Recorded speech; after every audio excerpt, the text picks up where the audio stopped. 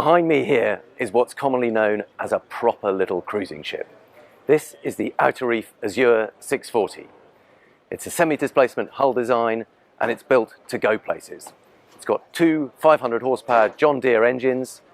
It cruises along using about a gallon a mile at most.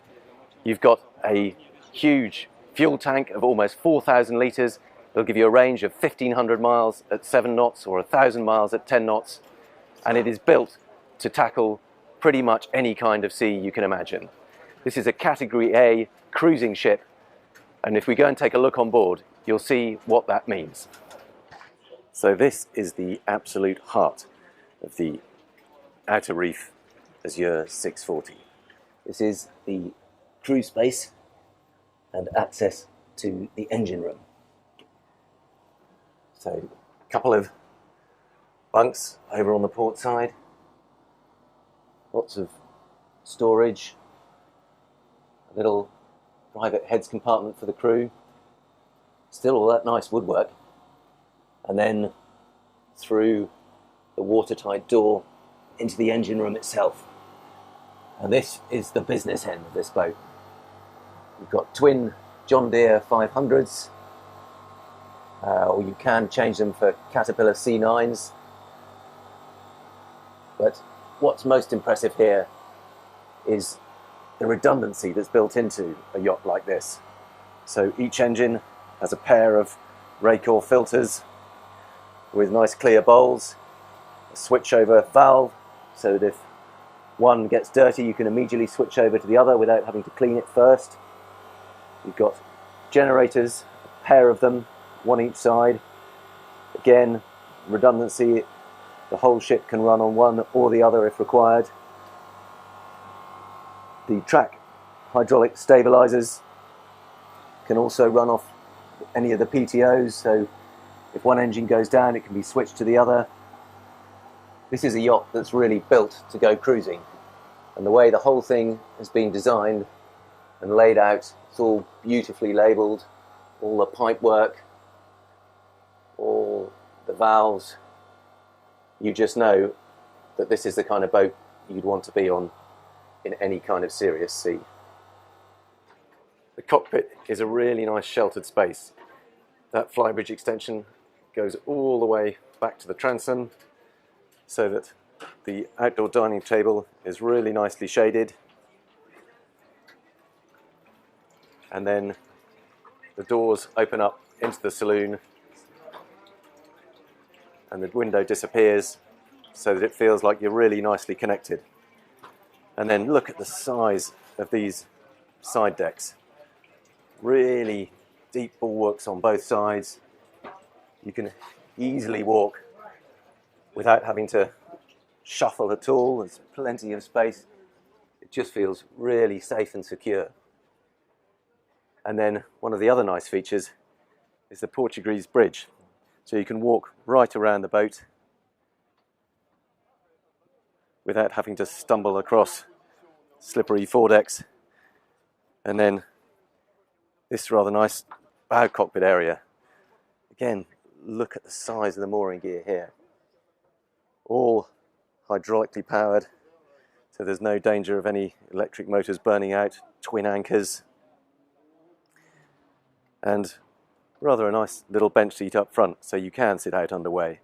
And again, because this is the kind of boat that you're likely only to be cruising along at 9-10 knots, it's going to be a really comfortable boat underway. And those decks run all the way around, back down to the cockpit, and there is a door leading into the helm too. One of the key points of the AZURE 640 was to make it more acceptable to European tastes. And so rather than the central galley, they've built an aft galley version. And the sheer size of this is really something to behold. The owner of this particular boat is quite a keen cook himself and a big entertainer, so he wanted to make sure that he had plenty of space to work in. And look at the actual work surfaces here. It's not just the space available, it's the fact that it's all so beautifully clean and easy to use. And of course, you've got those big windows either side letting in masses of natural light and giving great views out. Then there's a couple of small steps up to the dining area, which again, hugely spacious. That slight extra elevation gives you even better views. And look at the quality of the woodwork here. Really spectacular finish on that. Beautifully grained wood. Absolutely mirror smooth finish. And then a nice little bench seat over on this side. And unlike a lot of boats these days, it's got an internal access up to the Flybridge.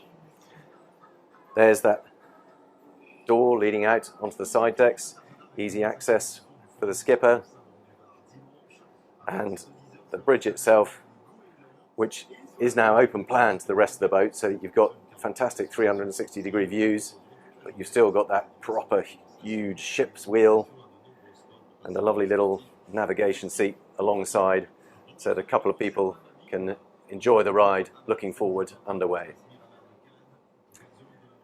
There's another door out onto the port side deck, and then the companionway down to the guest area.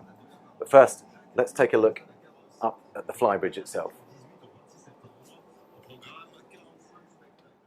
Nice, gentle incline, so very easy to walk up.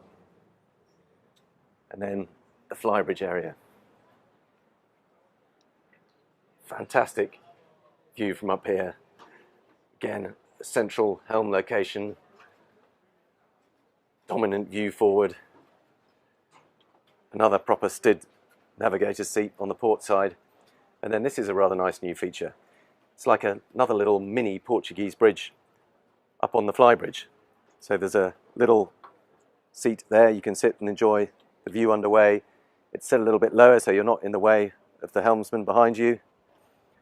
But again, a perfect spot to enjoy the view en route.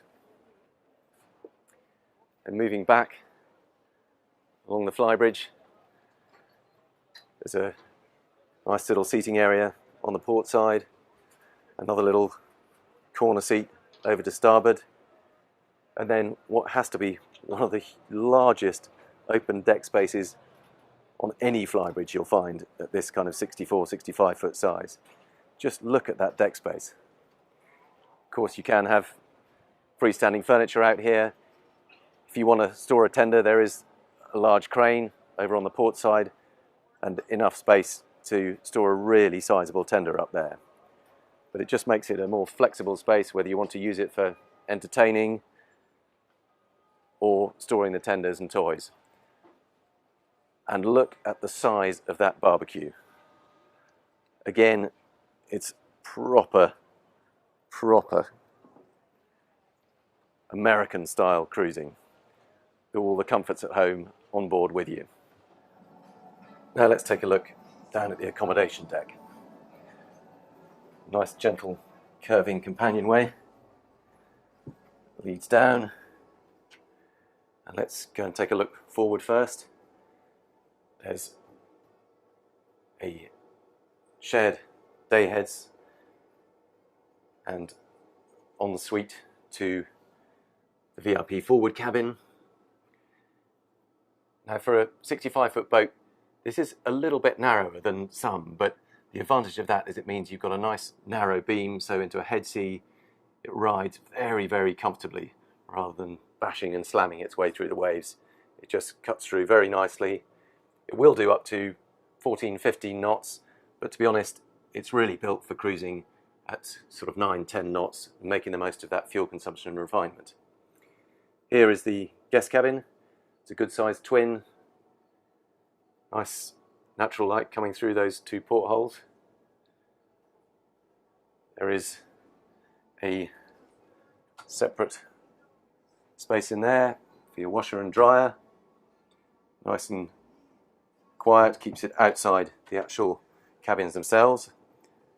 And then pièce de résistance, the owner's cabin amidships, full beam, all decked out with this lovely woodwork. 3 very secure portholes either side. You'll notice that they're quite high in the boat. That's partly to leave space for masses of storage in these almost full height chest of drawers either side, but also to retain that category A rating. They need to be absolutely confident the windows are 100% secure. Big raised bed, plenty of storage under it. And then look at this for a treat. This is a walk-in wardrobe, all fully lined in cedar. Make sure there's no danger of any moths in there. There's a lovely fresh cedary aroma. And then over on the other side there is the ensuite heads compartment. Again, all decked out, real stone, real wood. There's no real need to save weight, so they just fit absolutely the best quality of everything. And because they're all custom built, you can pretty much change any aspect of the boat other than the hull itself. But let's not forget that this is first and foremost a cruising boat. So where some manufacturers would give over all the space to accommodation, there is this fantastic little technical space with access from the owner's suite, where all the pipework and cabling comes down. So if there is ever any problem with anything at all, the air conditioning, whatever, you can get access to it, sort things out without having to pull the boat apart before you can even find out where the problem is. It's just another touch that makes an Outer Reef and such a good seaworthy cruising boat. You've probably got the message by now, but this is another example. Just this little corridor leading back to the master cabin.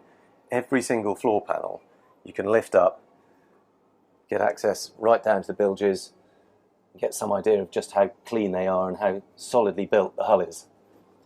But everywhere you look, there's another little latch that you can lift up, another access point. Again, even in the twin guest cabin, all cedar lined, all lit, ventilated. These are the touches that really make a boat like this. So there you have it, a whistle-stop tour of the Outer Reef AZURE 640. As you see it here today, it's a boat that cost 2.2 million euros ex-taxes, but you can see where that money has gone.